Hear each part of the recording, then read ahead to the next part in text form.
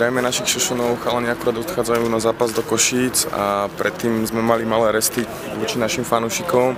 Išlo toto tričko super pamätné, získať double sa počíta, ktoré môže vyhrať jeden šošon, ktorý sa vyjadril na otázku, čo by spravil preto, aby chodilo viac ľudí na štadión. Tuto sme vytlačili Jakubovi všetky vaše názory, on si to na dlhej ceste do Košic pozrie, jedného vybere a potom nám to dá priamo na stránku reklamných predmetov. Takže páči sa, Jakub. Ja sa ťa ešte spýtam pred Košicami, ako to vidíš. Posledné 2 zápasy po 3 goliky. Mužstvo vyzerá, že pomohlo to sústredenie na Klokočovej. Tak dúfam, že už to sústredenie ďalšie nebudeme potrebovať, že sme utužení už dosť a že tie víťazstvá, ktoré prišli teraz posledné, takže to potvrdíme v Košiciach a získame 3 body. Ty si tiež dal 2 góly po sebe.